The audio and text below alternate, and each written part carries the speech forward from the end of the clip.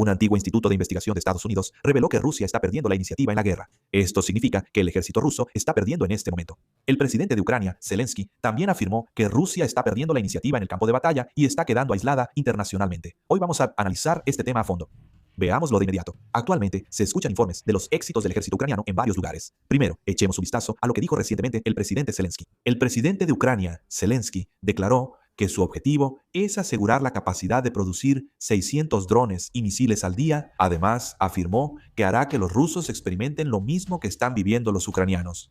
Esto significa que planea atacar con 600 drones y misiles cada día. De hecho, actualmente Ucrania ha logrado fabricar sus propios drones y ahora puede producirlos por sí misma. Hace apenas un año, todavía necesitaban piezas chinas, por lo que los oficiales del ejército ucraniano incluso tenían que recurrir al contrabando para conseguirlas.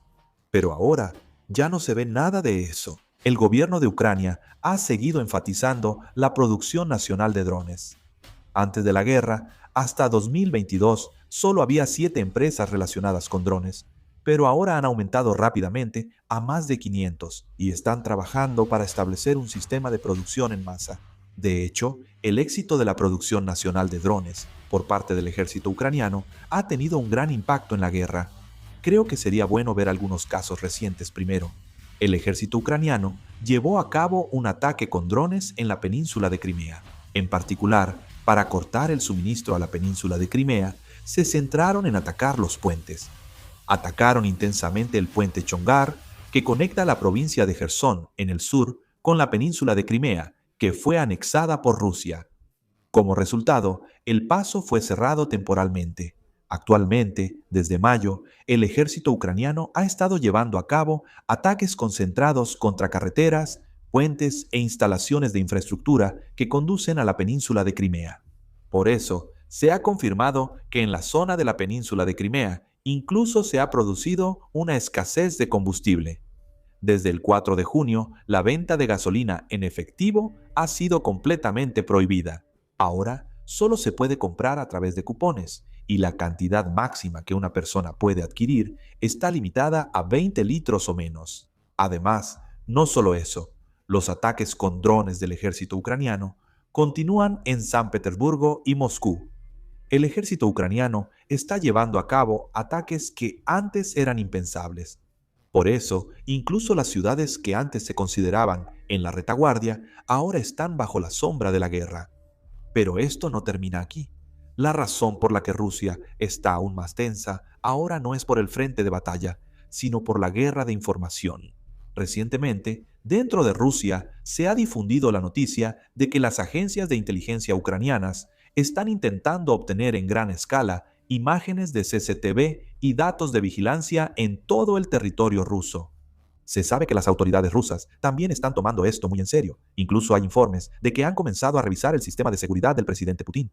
¿Por qué son tan importantes las cámaras de CCTV? En el pasado, para analizar la ruta de desplazamiento o el estilo de vida de una persona específica, se necesitaba invertir mucho tiempo y personal, pero ahora la situación ha cambiado por completo.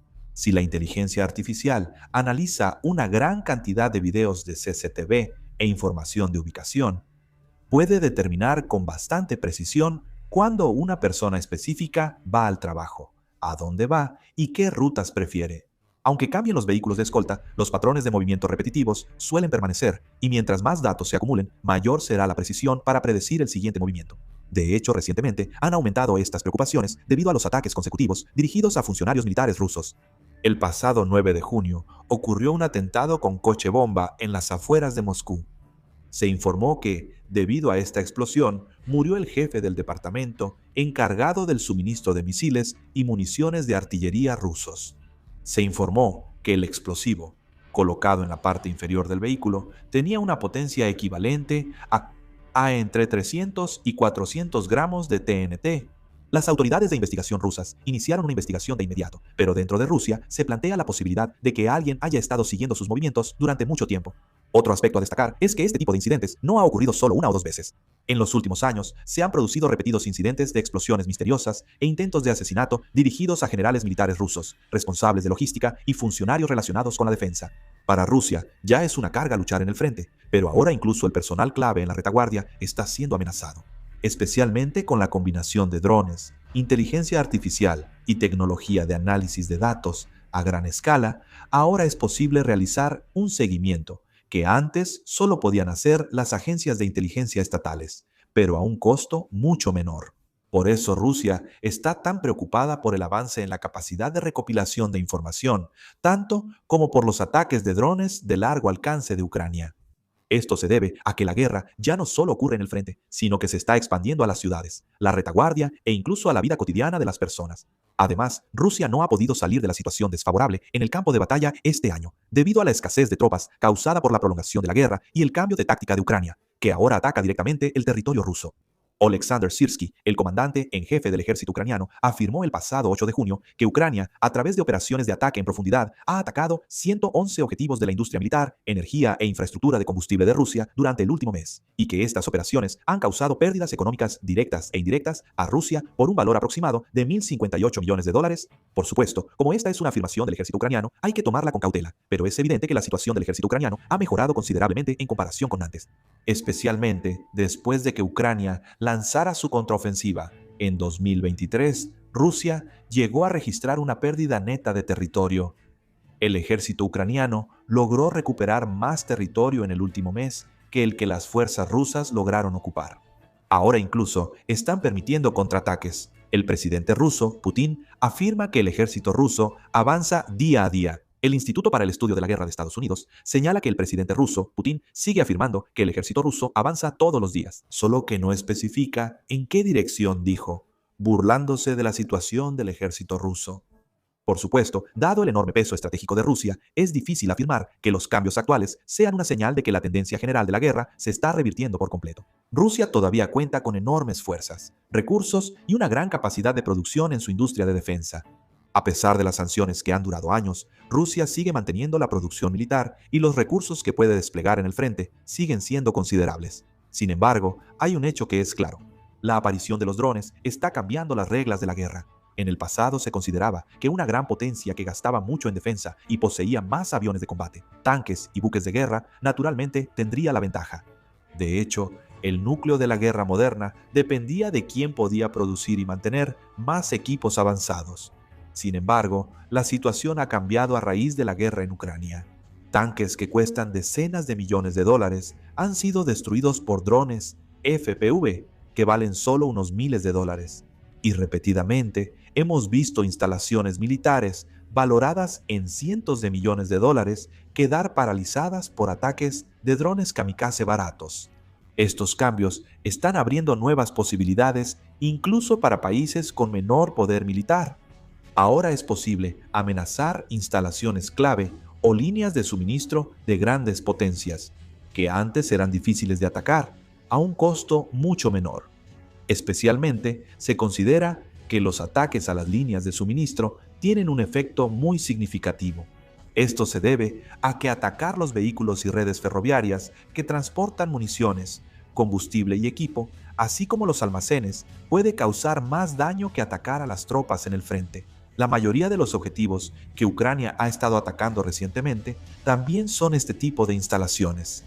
Actualmente, una gran parte de los ataques a larga distancia realizados por el ejército ucraniano también se llevan a cabo con drones. En el pasado, para este tipo de operaciones se necesitaban costosos aviones de combate y misiles de crucero, pero ahora están utilizando drones de producción propia para atacar objetivos a cientos de kilómetros e incluso a más de 1.000 kilómetros de distancia.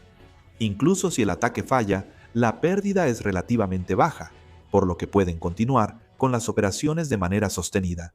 Por esta razón, Ucrania ha adquirido la capacidad de sostener la guerra por mucho más tiempo de lo que se esperaba. Esto se debe a que, aunque Rusia despliegue grandes cantidades de recursos, Ucrania puede producir medios de respuesta a un costo relativamente bajo. Por eso, los expertos militares que observan la guerra actualmente están prestando más atención a la cantidad de drones producidos, la capacidad de desarrollo de software y los sistemas operacionales basados en datos, en lugar de la cantidad de tanques y aviones de combate.